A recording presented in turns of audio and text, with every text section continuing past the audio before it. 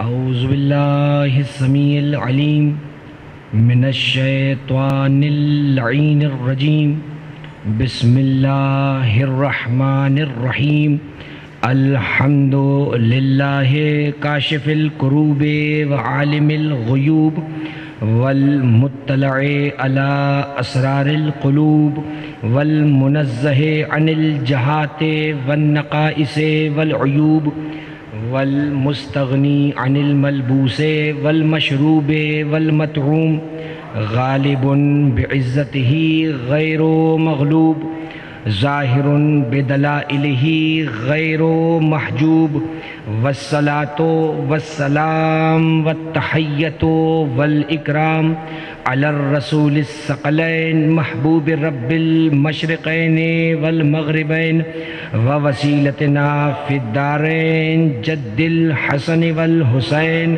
ابی القاسم محمد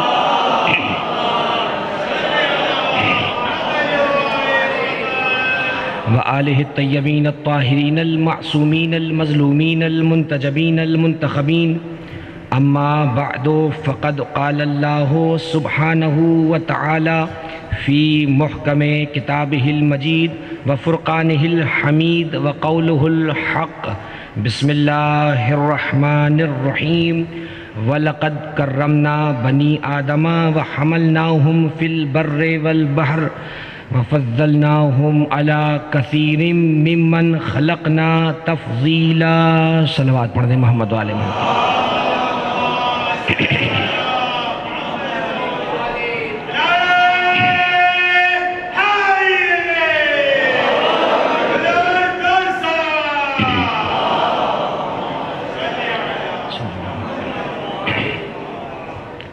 ارباب ازا 1442 سن ہجری کا یہ عشرہ محرم الحرام، جس کی سلسلے کی دوسری مجلس ازا اور میرے حصے کی پہلی مجلس ازا آپ حضرات سماعت فرما رہے ہیں، اور ہم نے حسب عادت حسب روایت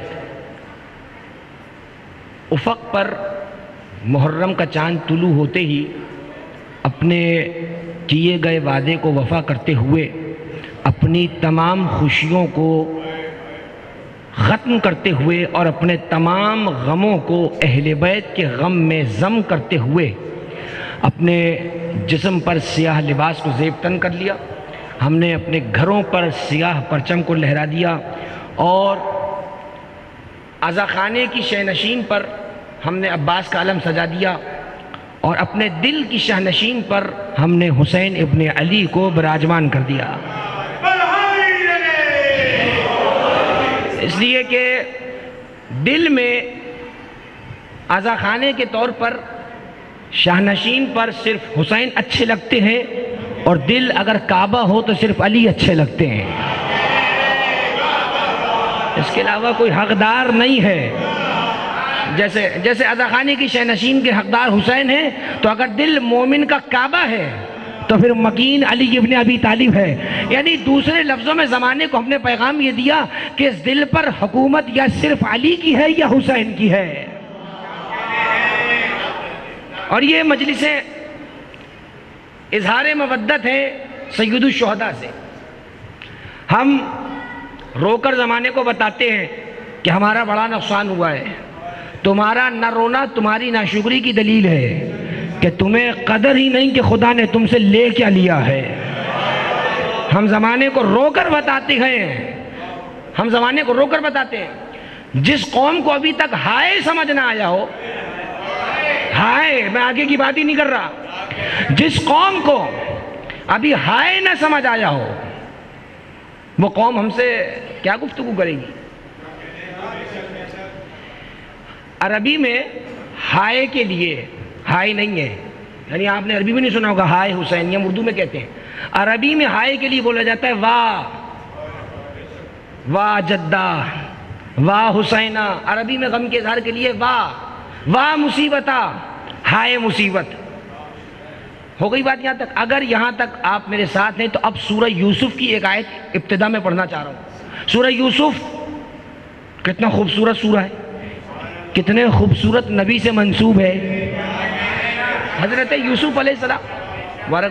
سورہ یوسف، ابھی میں ہائے پہ بات کر رہا ہوں۔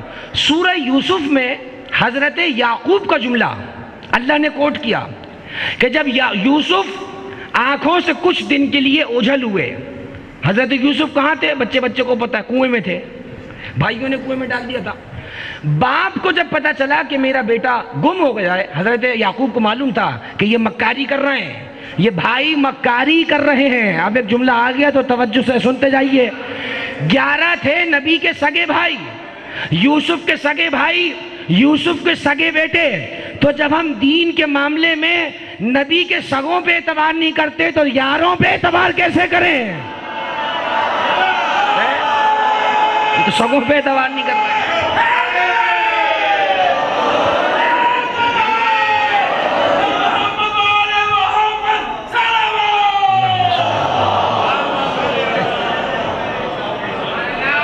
بھئی تو قرآن مجید کی سامنے کی مثال ہے۔ بچے کو حضرت یوسف کی کہانی بچے کو پتا ہے۔ یوسف کے سگے بھائی جنہوں نے کنویں میں ڈال دیا، نبی کے بیٹے، یعقوب باپ ہے، یوسف بھائی ہے، علیہم السلام۔ اب یہ بھی ایک عجیب مسئلہ ہے کہ جنہیں علیہ السلام بولنا ہے انہیں لگا کے بولنا پڑے گا کہ یہ علیہ السلام ہیں، اور جو رضی اللہ عنہ ہیں وہاں لگا کر بتاؤں گا کہ یہی رضی اللہ عنہ ہیں۔ یہ بھی اس بل کا بھی تو کچرا ہو جائے تھوڑا سا، جو ویسے ہی اب کچرے کی ٹوکری میں جا چکا ہے۔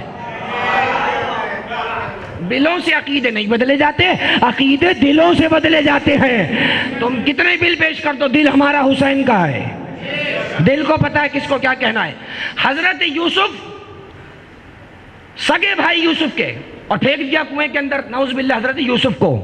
جب یعقوب کو پتا چلا، سنا کہ جوان بیٹا، اتنا خوبصورت بیٹا، یوسف جیسا بیٹا، اس کو ان منحوسوں نے کہیں غائب کر دیا۔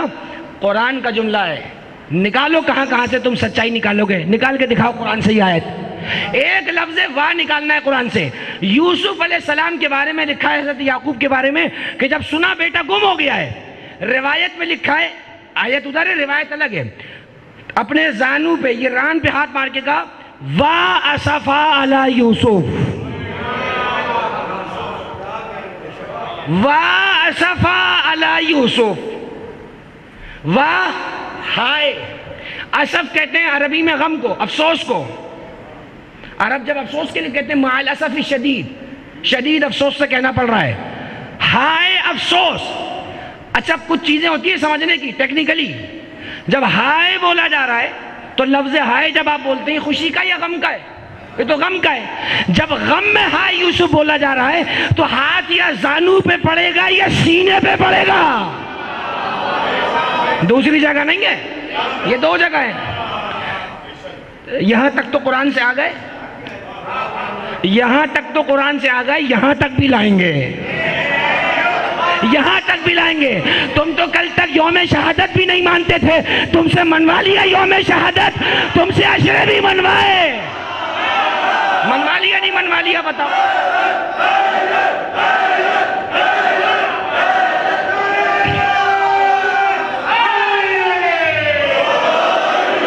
تم تو کچھ مانتے ہی نہیں تھے، تم تو کچھ مانتے ہی نہیں تھے، تم تو کہتے تھے یوم شہادت منانا بدعت ہے، منوا لیا نا ہم نے، منوا لیا نہیں منوا لیا؟ تم تو عشرہ بھی نہیں مانتے تھے۔ بھائی اسی مجلس کے زور پہ غدیر منوا کے نہ اٹھے تو شیعہ نہ کہنا، من کنتو مولا تک تو بڑے آ ہی گئے ہیں، پوری غدیر نہ منوائی اسی مجلس کے صدقے۔ اب سمجھے یہ مجلس کتنی حساس ہے، یہ کوئی نارمل گیدرنگ نہیں ہے، بڑی سینسٹیو گیدرنگ ہے، بڑی حساس گیدرنگ ہے۔ جب ہی یہ گیدرنگ کے آنے سے پہلے ہی ہلبلی شروع ہو جاتی ہے۔ یعنی عجیب بات یہ ہے کہ جنہیں محرم منانا ہے انہیں کوئی پریشانی نہیں ہے، جنہیں تماشا دیکھنا ہے وہ ہم سے زیادہ پریشان ہے۔ منانا ہمیں، پریشان تماشائی ہیں، پریشان تماشائی ہیں۔ بھئی یہ ہماری سیکیورٹی کے ادارے جو تابڑ توڑ کارروائیاں کرتے ہیں پورے سال دشمنوں کے خلاف، جو ملک کے دشمن ہیں، جو پاکستان کے دشمن ہیں، جو سرحد کے دشمن ہیں، جو امن کے دشمن ہیں، صبح شام کلا کما کر رہے ہیں، اور آج کل بھی یہ کام چل رہا ہے۔ اللہ ان کو بھی سلامت رکھے، جو وردی میں ہوتے ہوئے بھی حسین کی ماں کی دعائیں لے رہے ہیں، وہ اپنا فرض پورا کر رہا ہے، لیکن ساری ذمہ داری ان کی نہیں ہے، کچھ ذمہ داری میری اور آپ کی بھی ہے۔ یہ تو آنکھ اور کان شاید 14ویں صدی کے لیے ہی دیے تھے، آنکھیں بھی کھلی رکھو، کان بھی کھلے رکھو، فالتو کی بات کا جواب نہ دو، سب پر نگاہ رکھو کون کیا کر رہا ہے۔ آنکھیں بھی کھلی رہیں، کان بھی کھلے رہیں، سب کی سنو، نکالتے رہو یہاں سے، دل میں صرف وہ بٹھاؤ جو مجلس میں پڑھا جائے، باقی سب سنتے رہو نکالتے رہو، سنتے رہو نکالتے رہو۔ یہ 10 دن بڑے اہم ہیں، 365 دن کی محنت ہم روند دیتے ہیں 10 دنوں کی مجلس میں، اس لیے پریشان ہے، یہ نہیں ہونا چاہیے، یہ نہیں ہونا چاہیے۔ کیسے نہیں ہونا چاہیے؟ یہ کوئی بدماشی تو نہیں چل رہی کہ نہیں ہونا چاہیے؟ آپ محبت سے کہہ دو تو ہم سوچیں، ایسے تو نہیں ہوگا نا۔ اللہم صلی علی محمد و علی محمد۔ بتوجہ رکھیے گا، میں براہ راست موضوع سے متصل ہو گیا، اور شاید میں آپ کو پہلی بار کسی اردو کتاب کا حوالہ دے رہا ہوں، ابھی عربی میں ہے ہی نہیں تو میں پیدا کہاں سے کروں۔ فتاوی عزیزی، یہ کراچی میں ہر دکان پہ مل جائے گی، فتاوی عزیزی، فتوے کی جمع فتاوی، شاہ عبدالعزیز محدث دہلوی، نام تو سب نے سنا ہوگا، قبر ہندوستان میں ہے، شاہ عبدالعزیز محدث دہلوی، ولی اللہ محدث، پورا خاندان مشہور ہے دہلوی کا، ان کی کتاب ہے فتاوی عزیزی، یعنی ان سے پوچھے گئے فتوے، فتوے کے بعد جواب آتا ہے، اس کو ماننا پڑتا ہے، دل چاہے یا نہ چاہے، فتوہ تو ماننا پڑتا ہے۔ صفحہ نمبر 199، سوال پوچھا گیا، خان صاحب پوچھتے ہیں، ابھی سوال میں لکھا ہوا ہے، کسی کا کوئی ہوگا زمانے میں کوئی، وہ پوچھتے ہیں کہ گھر میں مجلس میلاد اور مجلس ذکر شہادت حسین کرنا کیسا ہے؟ اچھا بھئی، میں اگر آپ اجازت دیں اپنا نظریہ بیان کروں، ہمارے نظریے سے یہ سوال ہی بے وقوفانہ ہے۔ پورے سال گھر میں جو تم کرتے ہو وہ پوچھتے ہو؟ نانا نواسے کا پوچھنے چلے آئے، نانا نواسے کا پوچھنے چلے آئے، چلو اچھی بات ہے، پوچھ لیا، رپورٹنگ میں تو آ گیا، نوٹنگ میں تو آ گیا، کچھ کام اللہ کرواتا ہے۔ اب یہ نہ پوچھتے تو لکھا کب جاتا تو میں اٹھا کے دکھاتا کیسے، میں دکھاتا تو وہ چھپاتے کیسے۔ پوچھا گیا کیا کرا جائے، یہ لکھا ہوا یہاں سے آخری پیراگراف، جواب دے رہے ہیں شاہ عبدالعزیز محدث دہلوی، یہ نہ سستانی ہے، نہ خراسانی ہے، نہ خمینی ہے، نہ خامنائی ہے، آپ کا پڑھا ہے، ہمارے والا نہیں ہے کوئی۔ پوچھا گیا کیا، فرمایا سال میں، جواب دے رہے ہیں، سال میں 2 مجلسیں فقیر کے مکان میں ہوتی ہیں، ایک مجلس 12 وفات، دوسری مجلس ذکر حسین۔ نہیں ایسے نہیں ہے جانے گرامی، بزرگوں نے کیا بتایا، سال میں فقیر کے گھر میں 2 مجلسیں ہوتی ہیں، اپنے زمانے کا بڑا عالم، ذمہ دار آدمی، کوئی چلتا پھرتا آدمی نہیں، 2 مجلسیں، 2 محفلیں، 2 گیدرنگ گھر میں ہوتی ہیں، ایک میلاد کی، ایک ذکر امام حسین کی۔ تو پرانی چیزیں کیا ہوئی، 2، میلاد اور مجلس، تیسری چوتھی مجلس تو انہیں بھی نہیں پتا، نہ ہمیں پتا ہے۔ حسین کے یوم شہادت کے علاوہ کسی کا یوم شہادت ان کو نہیں پتا، حسین کا ہوتا ہے بس، ہوتا ہوگا کسی کا، میرے گھر میں 2 ہوتی ہیں، یا نانا کا ذکر یا نواسے کا ذکر۔ اب ذمہ داری کے ساتھ جملہ کہہ رہا ہوں، بھائی مجلس اور میلاد تو ہیں 2 پرانی چیزیں، یہ نئے مسلمان آج کل کہاں سے پیدا ہوئے، نئے لوگ کہاں سے آ گئے، صرف مجلس، صرف میلاد۔ فتاوی عزیزی، ہم مجلس کے منکر کے بھی دشمن، میلاد کے منکر کے بھی دشمن، دونوں کام، نانا کا بھی پڑھو، نواسے کا بھی پڑھو۔ اب ان کا ہی اتنا ہے کہ آگے جانے کی ضرورت ہی، اب تو ٹی وی پہ بھی سب نے سن لیا، انہی کا اتنا ہے کہ پڑھے جاؤ، ہو گئی بات، اور حقیقت عمر بھی یہی ہے، بھائی جو بات سچ ہے وہ سچ ہے۔ عزیزان گرامی، ہم نے اپنے سال کا آغاز رونے سے کیا ہے، میں ذمہ داری کے ساتھ کہہ رہا ہوں، ہم نے ان گھروں میں صف ماتم دیکھی ہے جن کے گھر میں حسین کا فرش ماتم نہیں بچھتا، اور ہم نے ان کے گھروں میں قہقہے دیکھے ہیں جو 10 دن حسین کو روتے ہیں. انہیں خدا کوئی غم نہیں دیتا ہے, ہر غم کو بھول جاتے ہیں. کیسے روئیں کسی کو اپنے عزیز کو؟ شکر ہے خدا کا اس نے ہمیں غم حسین عطا کیا ہے. محرم سے متصل اللہ نے رکھا ذی الحج. بڑی حکمتیں مجھے نہیں پتا یہ اسلامی مہینے کیوں ترتیب خدا نے یہ رکھی. ذی الحج ہے سال کا جاتا ہوا مہینہ, محرم ہے آتا ہوا مہینہ. جاتے ہوئے بھی قربانیاں ہیں, آتے ہوئے بھی قربانیاں ہیں. جاتے ہوئے بھی نبی کے گھرانے نے قربانی دی, آتے ہوئے بھی نبی کے گھرانے نے قربانی دی. جاتے ہوئے بھی خنجر چل رہا ہے, آتے ہوئے بھی خنجر چل رہا ہے. یہ جو بقرعید کا مہینہ گزرا, اگر جانور گھمانے سے زیادہ کبھی فلسفہ بقرعید سمجھا ہو تو ان سے کچھ بات کروں. گائے کو مالائیں پہنانے سے زیادہ کسی نے فلسفہ قربانی سمجھا ہو تو وہ میرے سامنے آئے. عجیب ہے عزیزان گرامی, میری سمجھ سے باہر ہے. بعض اوقات میرا دماغ بڑا منتشر ہو جاتا ہے کہ یہ کیسا ہے مسلمان موٹی عقل والا. گائے سجانا بدعت نہیں, زلجنا سجانا اسے بدعت لگتا ہے. کم سے کم میری سمجھ سے باہر ہے یہ. مجھے سمجھ نہیں آتا گائے کی خدمت سنت بن جائے, زلجنا کی پرورش بدعت بن جائے. یہ میری سمجھ سے باہر ہے, مجھے نہیں سمجھ میں آتا یہ. توجہ فرمائیں, عجیب ہے یہ میری سمجھ سے باہر ہے. جاتا ہوا مہینہ, یہ ابھی بقرعید گزری. ابھی جس قوم کو بقرعید بولنا نہ آتا ہو وہ ہم سے بات کر رہے ہیں. بقرعید کیا یہ جو بول رہے ہو ذرا لکھ کر دکھاؤ. جو بول رہے ہو یہ لکھ کر دکھاؤ, لفظ ہے کیا یہ؟ کوئی بقرعید کہہ رہا ہے, کوئی بقرعید کہہ رہا ہے, کوئی بقرعید کہہ رہا ہے. بھائی بقر عید ہے, با قاف را, بقر اور عید. 90% لوگ غلط بول رہے ہیں. چلیں ہم سے حوالہ پوچھنے رونے کا. بقرعید بولا نہیں جا رہا, چلیں محرم پہ بحث کرنے.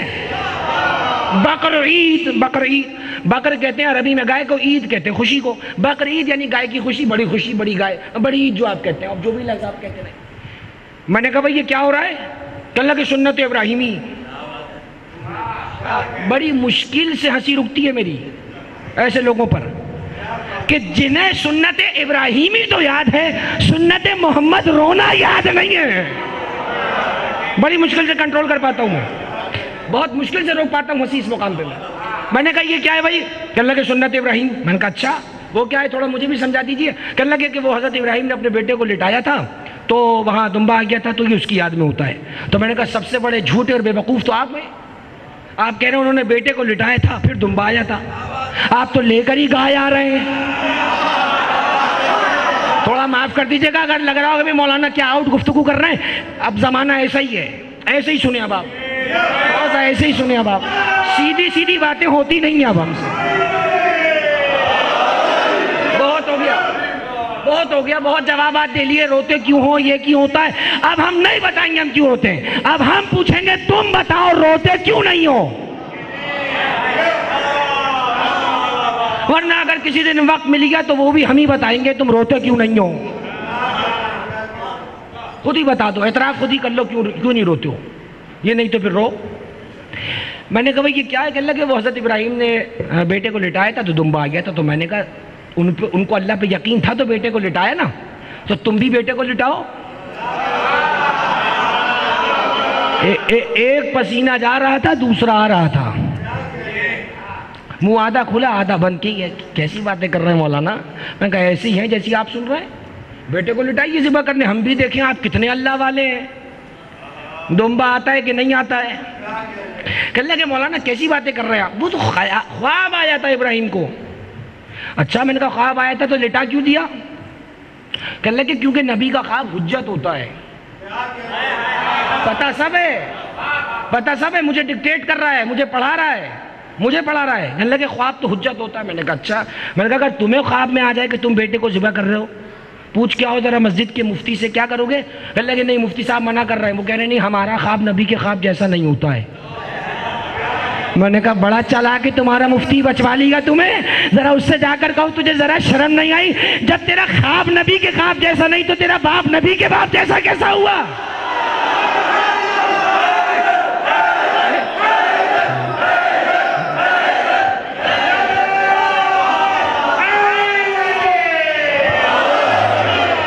بڑا چالاک ہے یہ مفتی، پتہ نہیں کہاں کا ہے، پتہ نہیں کہاں کا ہے، یہ ملتان کا ہے، پنڈی وغیرہ کا ہے، کہاں کا ہے مجھے نہیں پتا، بہت چالاک ہے، بڑا چالاک مفتی ہے۔ کہنے لگا نہیں بھائی خواب تو نبی کا ہوتا ہے۔ تو میں نے کہا اس کا مطلب آپ نے مان لیا نا کہ آپ خواب میں بھی نبی جیسے نہیں ہیں، اور چلیں تمہارے بڑے کہنے والے ہم نبی جیسے ہیں۔ میں نے کہا کیوں بھائی خواب حجت کیوں نہیں ہے؟ کہنے لگے وہ نبی کو آیا تھا۔ اچھا، میں نے کہا ذرا قرآن کھولو۔ عید کے بقرعید کی خطبے میں سب نے سنی ہے یہ آیت۔ ابراہیم علیہ السلام خواب سے اٹھے، نیند سے بیدار ہوئے، آئے بیٹے کے پاس، یا بنیا انی ارا فی المنام انی اذبحک فانظر ماذا تری۔ یہ ڈائیلاگ ہے باپ اور بیٹے کا۔ باپ اور بیٹے کے مکالمے کو اللہ نے کہاں رکھا؟ قرآن کے اندر۔ باپ آیا ابراہیم علیہ السلام بیٹے سے آ کر کہہ رہا ہے اے بیٹا میں نے خواب میں دیکھا۔ اب میں تھوڑا سا وقت لوں گا اس جملے پر، تھوڑا سا گرامریکلی مسئلہ ہے یہاں پر۔ میں نے خواب میں دیکھا کہ میں تجھے ذبح کر رہا ہوں۔ اچھا اب یہ کر رہا ہوں دوستوں کے لیے آسان کر رہا ہوں، کر رہا ہوں یہ ہے فیوچر ٹینس۔ میں نے خواب میں دیکھا کہ میں نے تجھے ذبح کر دیا۔ اگر آیت یہ ہوتی کہ میں نے خواب میں دیکھا ہے کہ میں نے تجھے ذبح کر دیا تو نبی کا خواب کیا ہوتا ہے؟ سچا، کرنا پڑتا ذبح۔ کیسی بچت کی قرآن نے، پاس کا ٹینس ہٹا کر فیوچر کا ٹینس رکھا۔ میں دیکھ رہا ہوں کہ تجھے ذبح کر رہا ہوں۔ بچا لیا اسماعیل کو قرآن نے، بچا لیا۔ فانظر ماذا تری، فانظر ماذا تری، what's your thinking, what's your opinion, بیٹا تیرا کیا خیال ہے اس بارے میں؟ جو رکھیے گا دانے کی رکھ، فانظر ماذا تری، بیٹا آپ کی کیا رائے؟ قالا یا ابت افعل ما تؤمر ستجدنی انشاءاللہ من الصابرین۔ جب باپ ابراہیم جیسا ہو تو بیٹے اسماعیل بنتے ہیں۔ کہا بابا جو حکم ملا ہے وہ کریے، کر دیجئے وہ آپ، انشاءاللہ مجھے صبر کرنے والوں میں ہی پائیں گے۔ ہو گئی بات یہاں پر۔ باپ نے کہا میں نے خواب دیکھا، بیٹا کیا کہہ رہا ہے؟ جو حکم ملا ہے وہ کر دے۔ اس کا مطلب اسماعیل بتا رہا ہے نبی کا خواب حکم کا درجہ رکھتا ہے، نبی کا خواب حکم کا درجہ رکھتا ہے۔ توجہ، اب ام سلمہ مدینے میں بیٹھی ہیں، کہتی ہیں کہ میں نے خواب میں دیکھا، حضور میرے خواب میں آئے، داڑھی پہ مٹی اور خون، ہاتھ میں خون کی شیشی۔ میں نے پوچھا یہ کیا حال بنا رکھا ہے؟ کہنے لگا کہ کربلا سے آ رہا ہوں، ابھی حسین قتل کیا گیا ہے۔ اب کیا کہو گے نبی کے خواب کو؟ اس کا مطلب نبی نے حقیقت میں بتایا کہ جب حسین کے غم کی خبر سنو مٹی کو چہروں پہ ڈال لو، اپنے آپ کو خون میں لہو لہان کر لو۔ سنت بن گئی۔ حضرت ابراہیم علیہ السلام نے اسماعیل کو لٹایا۔ میں اسی سے موضوع سے متصل ہوں گا لیکن تھوڑی سی تمہید استوار ہو جائے اس لیے کہ میں اور کل کی مجلس جو ہمارے فاضل ہمارے جناب مولانا سید مظہر حسین زیدی قبلہ نے پڑھی، میں ان کا بھی متشکر و ممنون ہوں کہ انہوں نے عذاب میں خلل کو نہیں آنے دیا، اور انتظامیہ کا بھی متشکر ہوں کہ انہوں نے اس مجلس کو اس طرح سے آمادہ کیا۔ اور ایک پیغام کل یہ بھی پہنچ گیا کہ مجلس کسی کے ہونے نہ ہونے سے رکتی نہیں ہے۔ بڑا خوش ہو رہے تھے گھروں میں بیٹھ کر، دیکھتے ہیں اتنی بارش میں شیعہ کیسے نکلتے ہیں۔ ارے اپنے بڑوں سے ہی پوچھ لو، جو قوم ہاتھ کٹا کے کربلا جاتی ہو بارش اس کا کیا بگاڑے گی؟ بارش کیا بگاڑ لے گی اس کا؟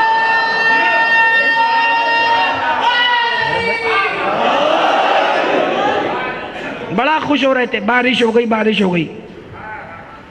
ہم تو اس بارش کو رحمت سمجھتے ہیں۔ ہم تو کہتے ہیں جس کا جو حق ہے وہ اپنائے، جیسے رونا ہمارا حق ہے اس کا بھی تو حق ہے رونا۔ بارش نہیں ہوئی ہے کل، آسمان رویا ہے، آسمان رویا ہے۔ ابھی تو تمہیں ہمارا رونا پریشان کر رہا تھا، لو اب ہم تمہیں اور رلائیں گے۔ اب تم دیکھو کس کس کا رونا ہم تمہیں دکھائیں گے. یہ جو کل آپ کے سامنے بارش ہوئی، بارش نہیں تھی، پھر کہہ رہا ہوں آسمان رویا ہے. تفسیر سالبی 5ویں جلد 427 ہجری، یہ ہے 1442. گن لینا گھر جا کے کتنے 100 سال پرانا، 700 800 900 سال پرانا عالم اہل سنت کا. اس کی تفسیر سالبی 5ویں جلد، بیروت کی چھپی ہوئی کتاب، سورہ مبارکہ دخان، دخان کہتے ہیں دھوئیں کو. قرآن کی آیت فما بکت علیہم السماء والارض، ان پر نہ زمین روئے گی نہ آسمان روئے گا. اس کا مطلب کیا ہوا کہ زمین اور آسمان روتے ہیں. جبھی تو بات کر رہا ہے، ہو گئی بات. اب سنتے رہیے جملہ. تفسیر سالبی 5ویں جلد سورہ دخان 427 ہجری کا اہل سنت کا عالم، روایت لکھی ہے. تمہیں حسین پہ رونا سمجھ نہیں آ رہا؟ آؤ مومن کی بات کرتا ہوں.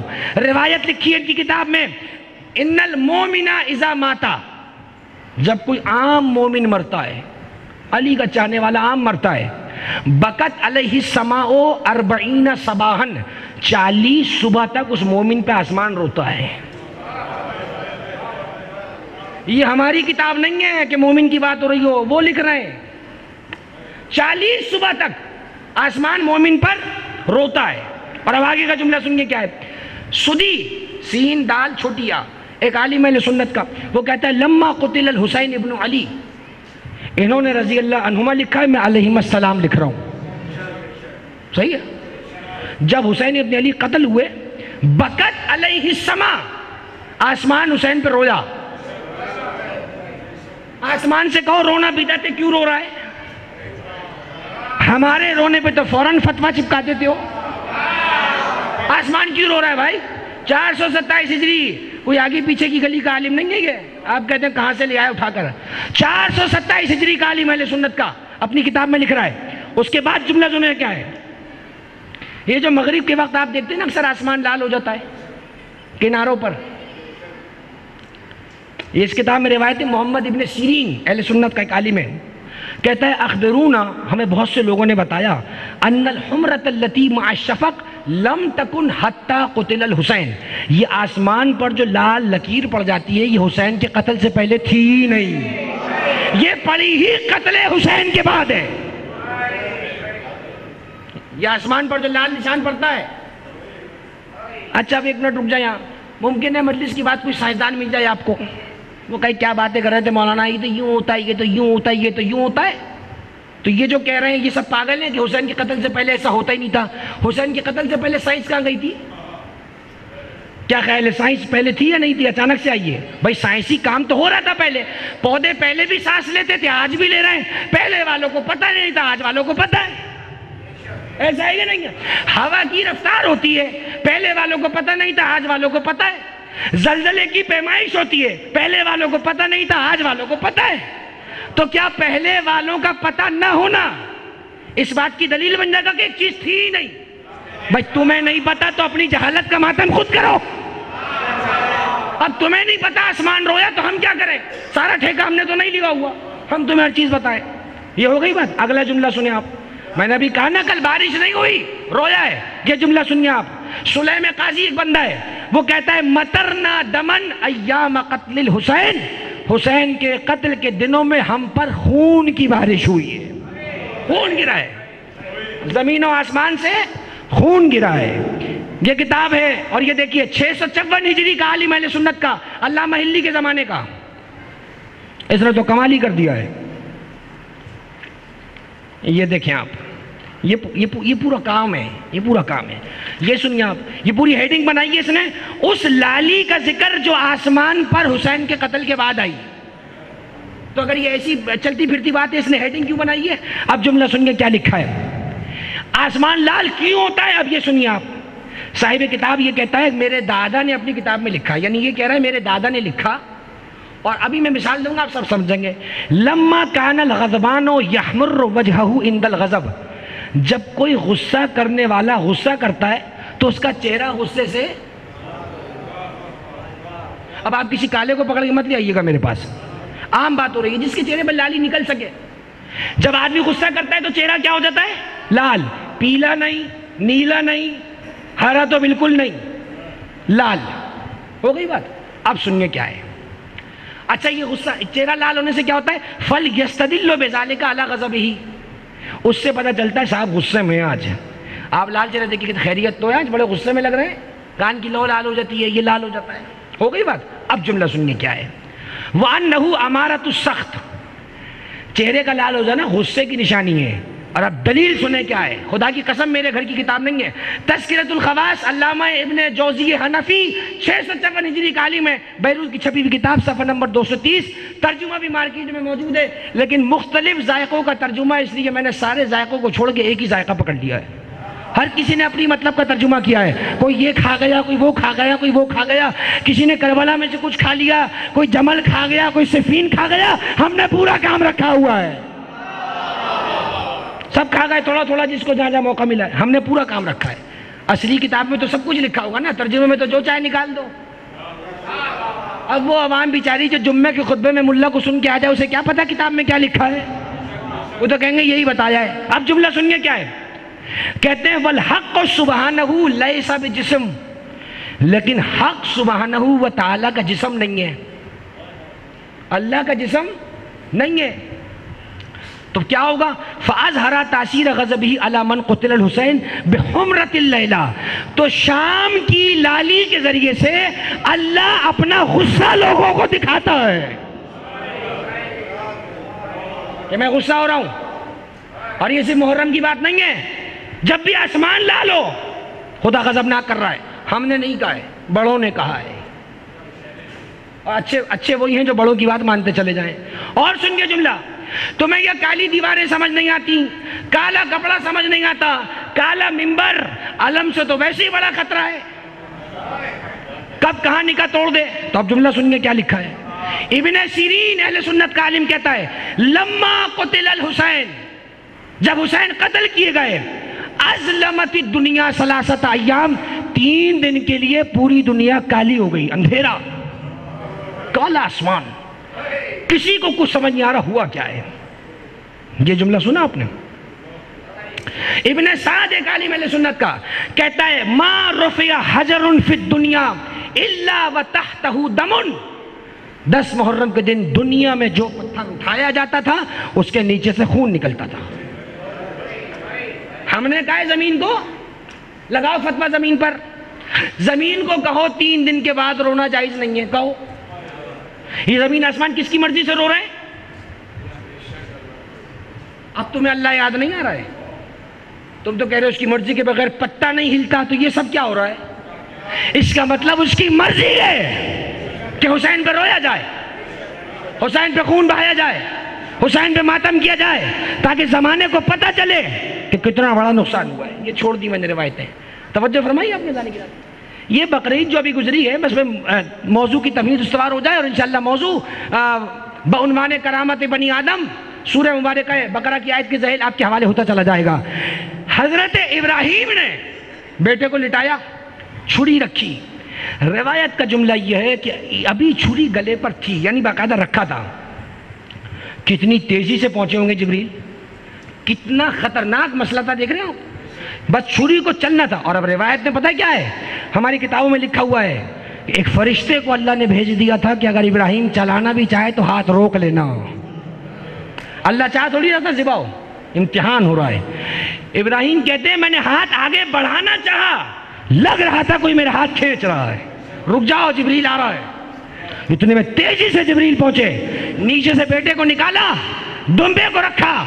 روایات اہل بیت نے ہماری کتابوں میں لکھا ہے یہ دمبا وہ تھا جسے اللہ نے کسی پیٹ سے پیدا نہیں کیا تھا، خاص طور پر اللہ نے اسے اپنی قدرت سے پیدا کیا.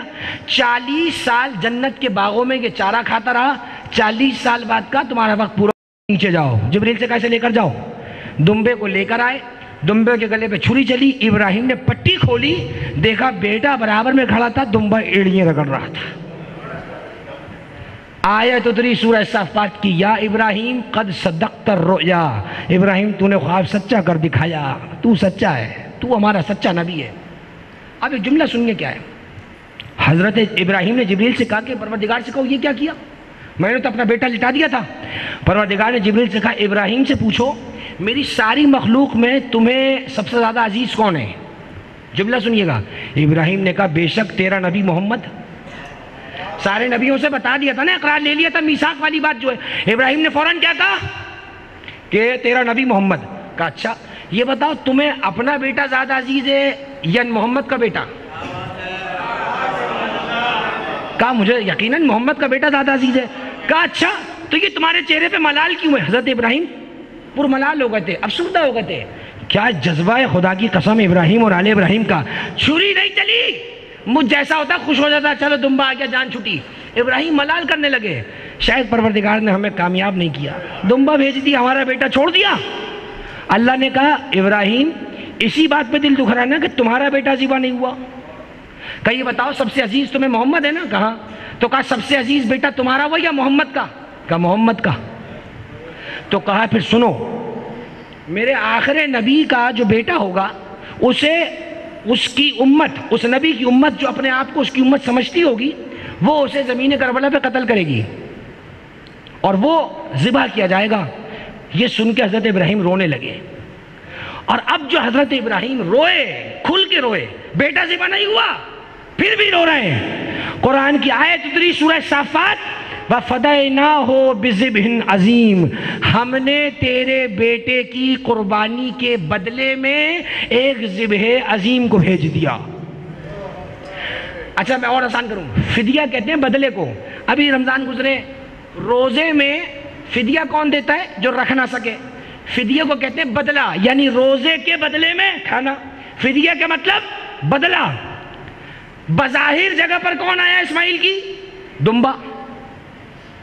لیکن اللہ کیا کہہ رہا ہے؟ وَفَدَيْنَاهُ بِذِبْحٍ عَظِيمٍ، ہم نے تمہارے اس بچے کی قربانی کو ایک ذبح عظیم کے بدلے میں آگے کر دیا ہے، بڑھا دیا ہے. اب ان لوگوں کا کیا پوچھا جائے؟ میں نے پوچھا ذبح عظیم کون ہے؟ کہنے لگے دمبا. ایسے کر کے کہنے لگے دمبا ہے. میں نے کہا ذرا سی شرم و حیا بھی موجود نہیں؟ نبی کے بیٹے کا بدلہ کیا ہے؟ سبحان اللہ سبحان اللہ.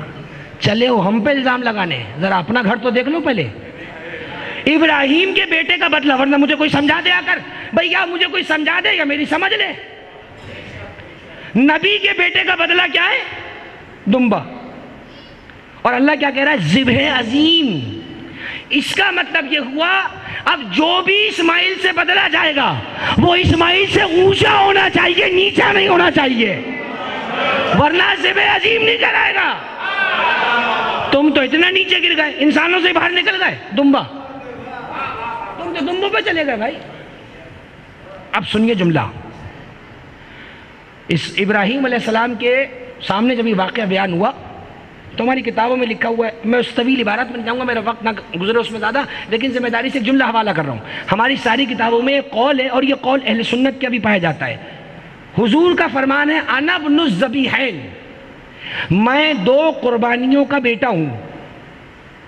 یہ پورا گھرانہ قربانیوں سے بھرا ہوا ہے. میں دو قربانیوں کا بیٹا. اب جملہ سنیے کیا ہے. کسی نے پوچھا پہلی کون سی؟ فرمایا اسماعیل. حضور کس کی نسل سے؟ حضرت اسماعیل کی نسل سے. حضرت اسحاق کی نسل سے چلیں یہودی. یہودی اسلام کے دشمن اس لیے ہیں، ان کا کہنا یہ ہے کہ نبوت ہمارے بھائی میں کیوں نہیں چلی، اسماعیل میں کیوں آ گئی. یہ سمجھیے یہودی اسلام کا دشمن کیوں ہے.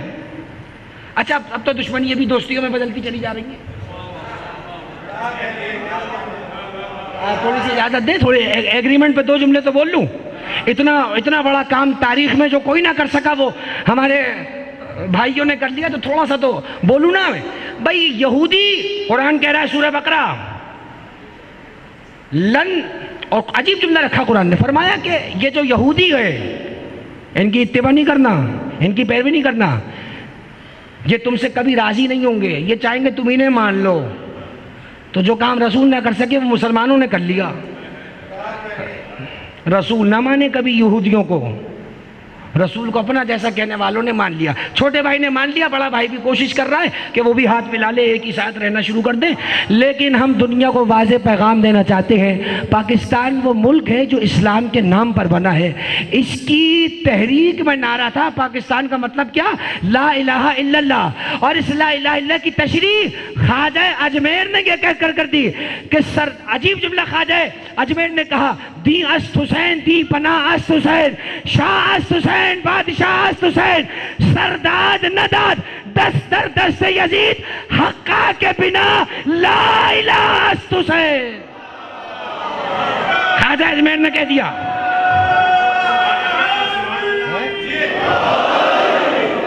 بھئی یہ ہمارے سننے والے محفوظ فرمائیں، ہمارے نوجوان بچے خاص طور سے محفوظ کریں۔ پاکستان کا مطلب کیا؟ میں بھی کہتا ہوں لا الہ الا اللہ، اور مجھ سے زیادہ کون کہے گا لا الہ الا اللہ؟ دشتہ ہی ہمارے منہ پر ہے، منع نہیں کر رہا ہے، کہو جسے کہنا ہے، دشتہ ہمارے منہ پہ۔ اس لیے کہ خواجہ معین الدین چشتی نے لا الہ کی بنیاد کسی اور کو نہیں کہا، حسین کو کہا۔ اب جا کے اجمیر میں جھگڑا کر لو ان کی قبر پر، حسین کو کیوں کہا؟ ان سے جھگڑا کرو، ہمارے متھے نہیں لگو، ہمارے پاس نہیں آنا۔ انڈیا میں جاؤ، ان سے جا کر پوچھو خواجہ اجمیر سے تم نے کیوں کہا حقا کی بنا لا الہ اس حسین؟ وہ کہہ رہے ہیں سچ تو یہ ہے کہ لا الہ کی بنیاد حسین ہے۔ توجہ رہے، ایک جملہ کہہ رہا ہوں، لا الہ کی بنیاد حسین۔ بنیاد کی آسان تعریف بتاؤں، جسے نیچے سے نکال دو تو بلڈنگ گر جائے۔ اب اس سے آسان تعریف بنیاد کی بچوں کے لیے نہیں کر سکتا، جسے نیچے سے نکال دو بلڈنگ گر جائے۔ مولویوں نے کہا پاکستان بنا لا الہ کے نام پر، اور سچے ولی نے کہا لا الہ کی بنیاد حسین۔ اب آزاداری کے خلاف کوئی سازش سوچ کے کرنا، اس سے زیادہ نہیں پڑھوں گا، جو جملہ کہہ دیا اسے سمجھ جائیں۔ زندہ آباد، زندہ آباد، زندہ آباد۔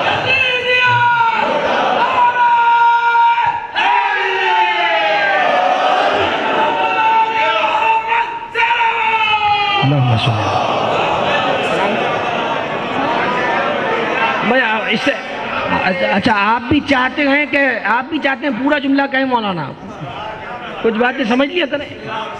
اب اتنے سمجھدار مجھے کہاں ملیں گے، علی کے دیوانے جو بیٹھے ہیں؟ تو عقل مند را اشارہ کافی ہے، فارسی کی کہاوت ہے عقل مند کو اشارہ کافی ہے۔ تو بھائی ملک کی بنیاد ہے لا الہ، وی آر ایگری، ہم رضامند ہیں کہ ملک کی بنیاد کیا ہے؟ لا الہ الا اللہ۔ لیکن وہ اجمیر میں بیٹھے ایک بزرگ نے کہا لا الہ کی بنیاد کیا ہے؟ حسین۔ تو جو 2 + 2 = 4۔ پاکستان کھڑا ہے لا الہ پر، لا الہ کھڑا ہے حسین پر۔ اب سوچ لینا کس کے ساتھ بغاوت کر رہے ہو۔ ہم ایسی تو نہیں کہتے آزاداری کا دشمن پاکستان کا دشمن ہے، آزاداری کا دشمن پاکستان کا دشمن ہے، اور ہم کسی پاکستان کے دشمن کو پنپنے نہیں دیں گے، اس لیے کہ ہمیں یہیں پہ حسین حسین کرنا ہے، ہمیں یہیں پہ حسین کا ماتم کرنا ہے، یہیں پہ حسین کا جلوس نکالنا ہے۔ کسی کی بھپکیوں سے جلوس نہیں رکتا، اور جس نے بولا تھا وہ خود بن پڑا ہے۔ تھوڑا خبریں بھی دیکھتے رہا کیجیے، اب خبریں پڑھنے کا تو وقت نہیں ہے نا میرے پاس۔ جس نے بولا تھا نہیں نکلنے دیں گے وہ خود بن پڑا ہے۔ یہ اسے کہتے ہیں مت مانی جانا۔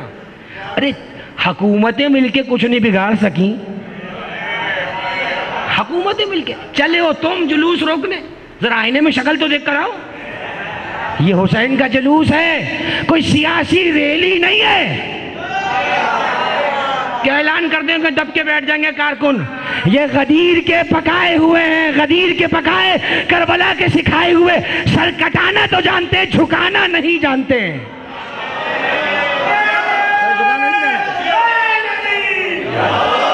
اور میں پھر یاد کروں گا، اپنے ملک کے اداروں کو پھر یاد کروں گا جنہوں نے ذمہ داری کا ثبوت دیتے ہوئے ہر اس منہ کو بند کر دیا جو منہ اور جو زبان اس ملک میں انتشار پیدا کرنا چاہ رہا تھا۔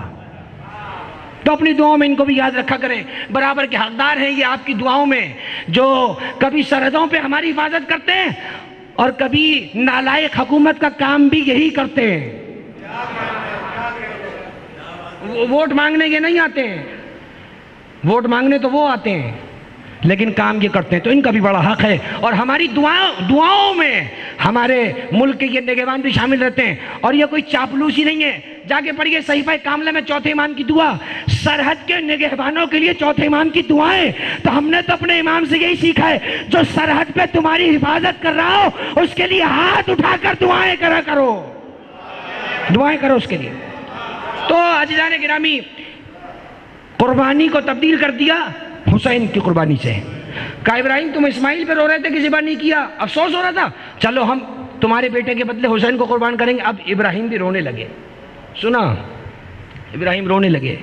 کہا پروردگار بہت دردناک واقعہ ہے، اور واقعاً اپنے بیٹے سے زیادہ درد اب مجھے محمد کے بیٹے کا سن کر ہو رہا ہے۔ کیسے وہ لوگ ہوں گے کہ جو زبان سے کہتے ہوں گے ہم مصطفیٰ کے عاشق ہیں، لیکن قتل کر دیں گے تیرے نواسے کو۔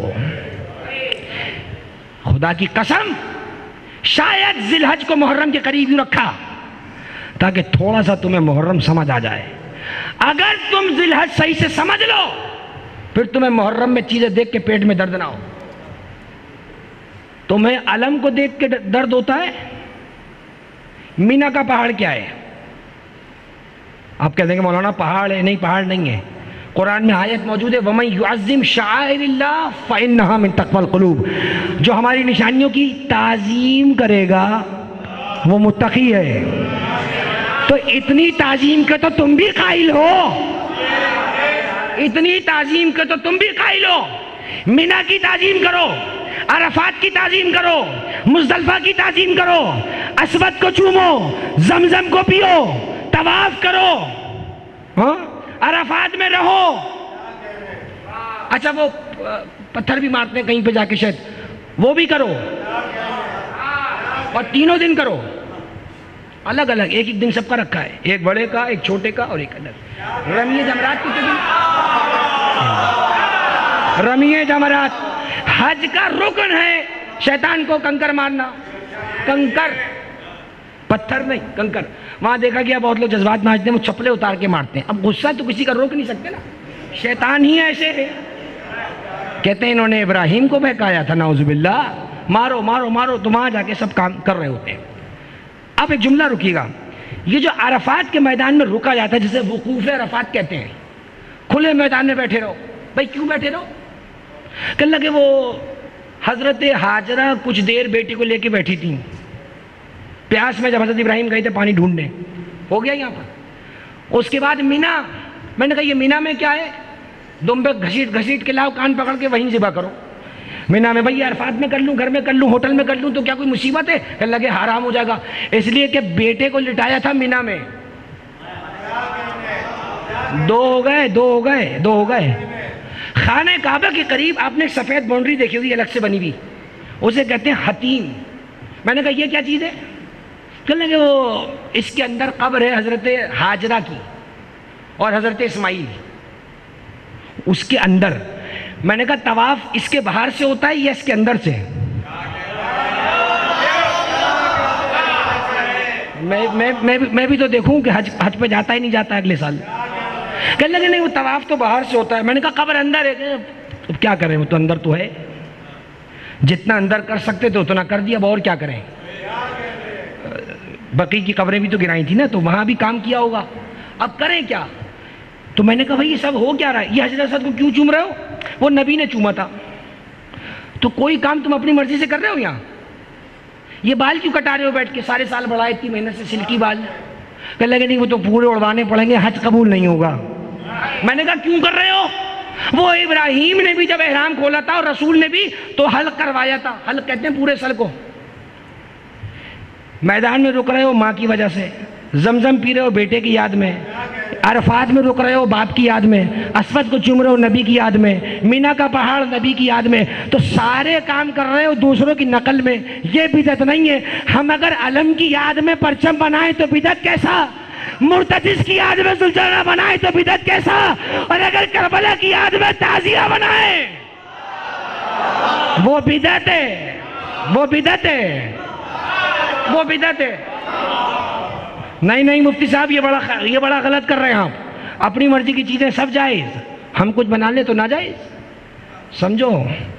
حج اب ذمہ داری سے کہہ رہا ہوں، پہلے بھی کہہ سکتا تھا جملہ یہ، حج سر سے لے کر پاؤں تک، ابتدا سے لے کر آخر تک، شروع سے لے کر آخر تک نقل ہے 3 لوگوں کی، ابراہیم، ہاجرہ اور اسماعیل. ذمہ داری سے کہہ کے جا رہا ہوں جملہ، ان تینوں کی نقل ہے، اس کے بغیر حج ہے ہی نہیں.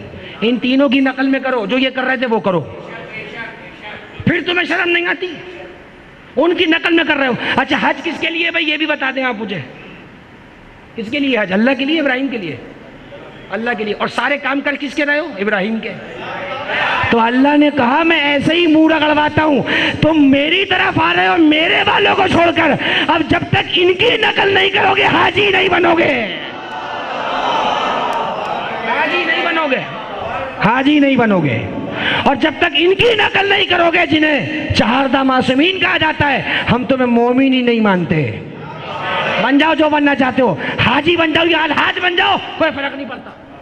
3 حج ہوں یا 300 ہوں، سب منہ پہ مار دیں گے اگر محبت علی کے بغیر ہوئے. پابندی نمازی، پابند سے نمازی بنے ہوئے ہو یا نافلہ پڑھتے ہو، مستحبات پڑھتے ہو راتوں کو اٹھ کے 3 بجے، کچھ قبول نہیں کریں گے ہم. ہم پہلے دیکھیں گے اس مسلح کے بعد اس مسلح سے رشتہ تھا یا نہیں.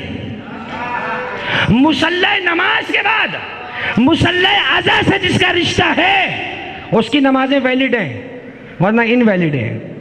اللہ کہتے گا ایرر ہے، ہم نے تو یہ منگایا ہی نہیں تھا حسین کے بغیر، تم کہاں سے لیے چلے آئے؟ تم سے اچھا تو ہر رہا، ساری نمازیں پڑھی وہاں، ایک فجر پڑھ کے ساری نمازیں جنت میں لے گیا. بھائی عرب کے شیخ سے بڑا عقل مند تو ہر ہے. ساری نمازیں یزید کے پیچھے پڑھی، ایک حسین کے پیچھے پڑھی، ساری نمازیں بچا لے گیا. کتنا بڑا بے وقوف ہے عرب کا شیخ، ساری نمازیں پڑھ رہا ہے بیچارہ، پھر بھی منہ پہ ماری جائیں گی، پھر بھی منہ پہ ماری جائیں گی. کوئی ناراض نہ ہو، کسی کے دل نہ دکھے مولانا کیا باتیں کر رہے ہیں. لکھا ہوا دکھاؤں گا، روایت میں جملہ ہے، محبت اہل بیت کے بغیر جو آئے گا نتنوں کے بل. منخرہ کا لفظ ہے، منخرہ کہتے ہیں نتنے کو. اب علماء فرماتے ہیں نتنے کا لفظ جو لکھا کیونکہ نتنے ہوتے ہیں منہ کے آگے، پیچھے تو نتنے میں نے تو نہیں دیکھے کسی کے اب تک، اب کسی کے چلے گئے ہوں تو مجھے نہیں پتا. نتنے ہوتے ہیں سامنے. اس کا عام ترجمہ یہ ہوتا ہے، اللہ کہتا ہے منہ کے بل پھینکوں گا. میں نے بہت سوچا ترچھا کیوں نہیں پھینک رہا، سیدھا کیوں نہیں پھینک رہا. آواز دے گا سجدوں پہ بڑا ناز کر رہا تھا، اسی منہ کو جہنم میں پھینک دوں گا. بڑا کرتا تھا سجدوں پر، علی کو چھوڑ کے سجدے کر رہا ہے، حسین کو چھوڑ کے نمازیں پڑھ رہا ہے. جا اسی منہ کے ساتھ جہنم میں جا، اسی منہ کے ساتھ جہنم میں جا. اور اگر حسین کو منہ دکھا چکا ہے تو ہمیں تیری نمازیں قبول ہیں جیسی بھی ہیں ویسے بھی ہمارے اسٹینڈرڈ کے مطابق. تو پڑھ کے کب آیا ہے کوئی جو کہہ سکتا ہے معصومین کے علاوہ 110% پڑھ کر گیا ہوں؟ 100 میں سے 33 والے ہیں، 100 میں سے 100 معصومین کے ہیں. 33 بھی مل جائیں بڑی بات ہے، اور وہ 33 بھی اوکے اسی وقت ہوں گے جب ولایت اہل بیت ہو، ورنہ 33 بھی دے کے کہا جائے گا فیل ہیں آپ نے ولایت کا ایڈمٹ کارڈ ہی نہیں بھرا، آپ کا امتحان ہی نہیں ہوگا. نکل جائیں باہر یہاں سے. آپ پہلے ایڈمٹ کارڈ بھرا جاتا ہے، ایڈمٹ کارڈ بھرا جائے گا غدیر کے اندر، بعد میں امتحان دو. ہاں توجہ ہے نہیں ادھر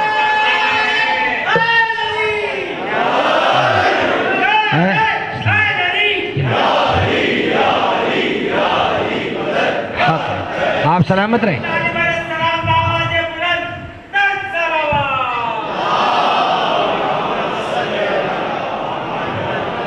پڑھو بیٹا پڑھو،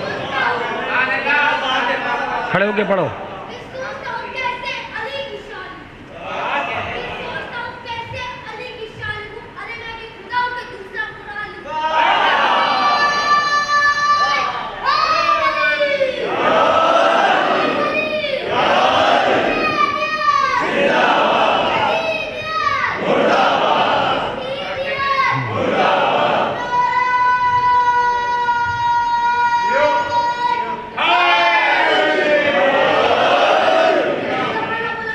سلامت رہو بیٹا.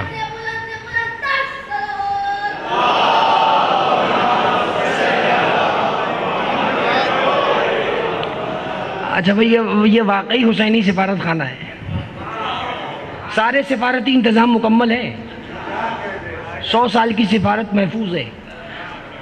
اب یہ بچہ اس کی کوئی تصویر یا ویڈیو دکھائے کسی کو لے جا کر، تم ہمیں ختم کرنے جا رہے ہو؟ 100 سال تیار ہے ہمارے پاس، اور یہ تو ایک دکھایا ہے، نہ جانے ماؤں کی گود میں کتنے بیٹھے ہیں۔ ابھی غدیر بولا فوراً کھڑا ہو گیا۔ رسول نے کہا تھا غدیر میں فَلْيُبَلِّغُ الشَّاهِدُ إِلَى الْغَائِبِ وَالْوَالِدُ إِلَى الْوَلَدِ، حاضر جا کے غائب کو بتائیں، باپ جا کے بچوں کو بتائیں۔ یہ بچے نے شعر نہیں پڑھا، اپنے باپ کا سبق سنایا ہے، یہ شعر نہیں پڑھا ہے۔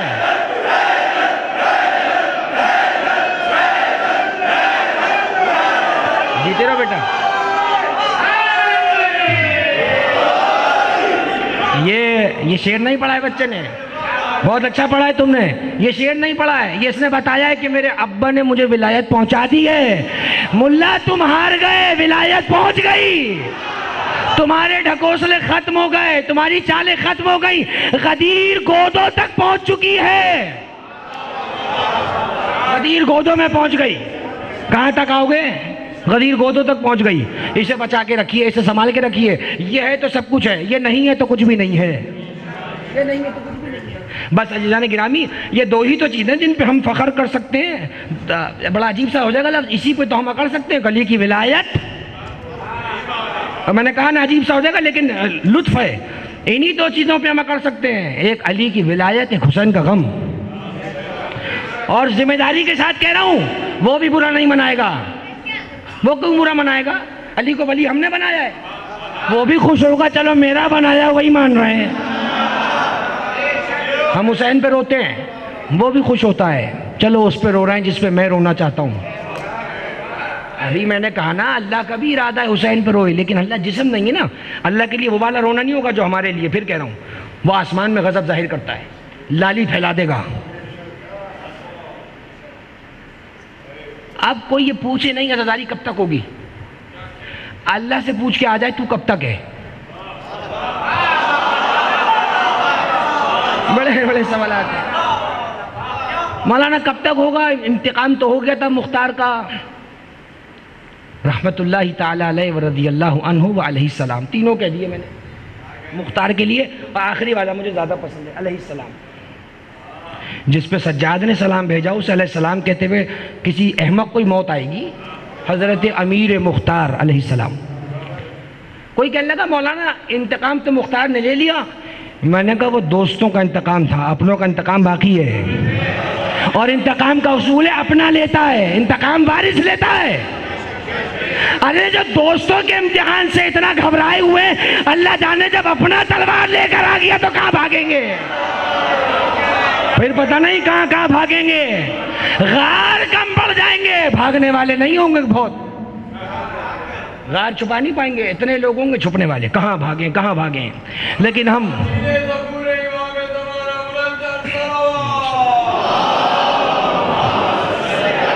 محمد بس عزیزان گرامی، لیکن ہم فرار اختیار نہیں کریں گے، ہم تو دوڑیں گے اس منتقم کربلا کی طرف کہ جو آج بھی انتقام کربلا کا انتظار کر رہا ہے۔ ہم دوڑیں گے اس منجی بشر کی طرف جس کے آنے کے بعد مصائب زہرا بھی کھل کے پڑے جائیں، جس کے آنے کے بعد مصائب حسین بھی کھل کے پڑے جائیں۔ عزیزان گرامی، ہم دعا ہیں اس بی بی کی کہ جس کے لبوں کے جنبش کے بعد مشیت کے قلم نے عزادار کو پیدا فرمایا۔ میں ذمہ داری کے ساتھ کہہ رہا ہوں، اپنی قدر و قیمت کو پہچانیے ورنہ آپ گھاٹے میں ہیں۔ اپنے قد کو پہچانیے، میں ہوں کون، میں ہوں کون۔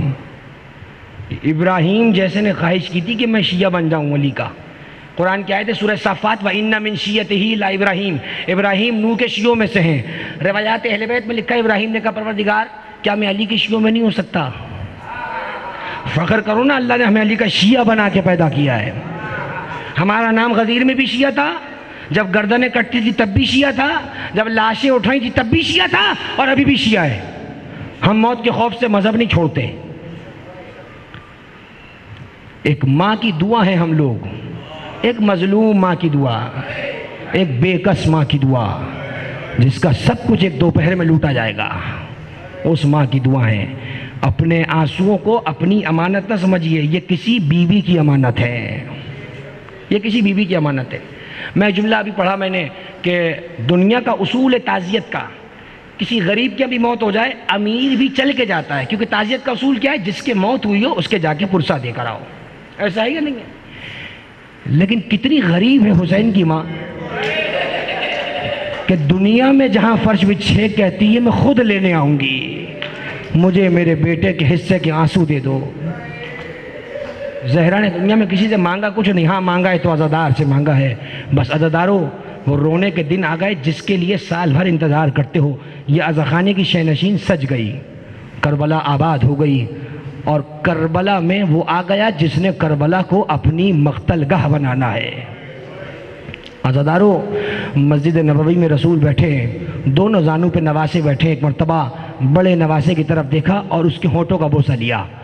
چھوٹے بچے کی بھی فطرت نے تقاضا کیا کہ اپنے منہ کو آگے کرے تاکہ نانا میرے ہونٹوں کے بوسہ لے، لیکن رسول نے حسین کا منہ بلند کیا اور گردن کا بوسہ لے لیا۔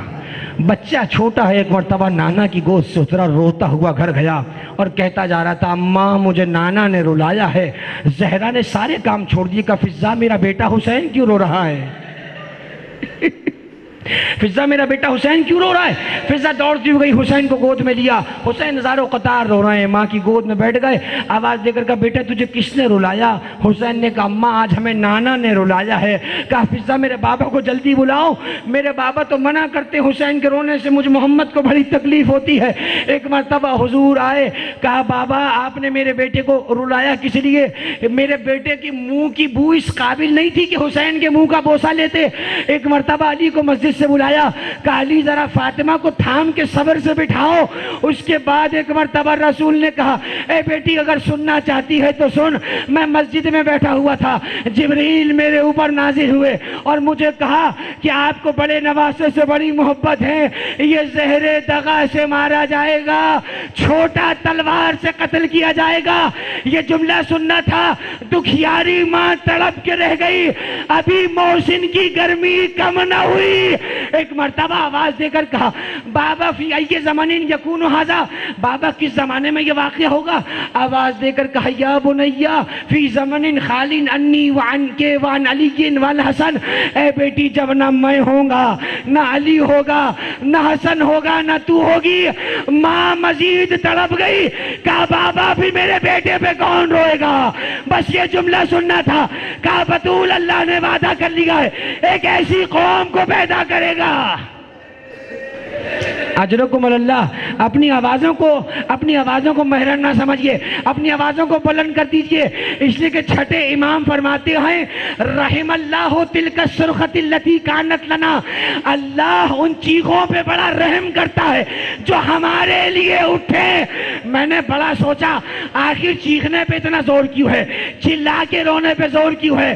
تو ایک جواب ملا، کیونکہ سکینہ جب ہائے حسین کہتی تھی سمر تماچے مارتا تھا۔ ہاں عزاداروں بس ایک مرتبہ وعدہ کر لیا اللہ ایک ایسی قوم کو پیدا کرے گا، وہ وعدہ قریب ہو گیا۔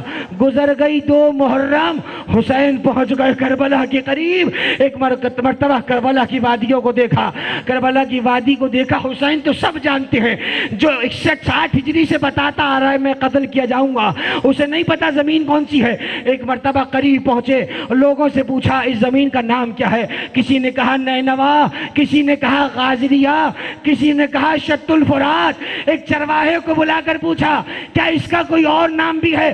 اس نے کہا اس کا نام کربلا بھی پڑھا جاتا ہے۔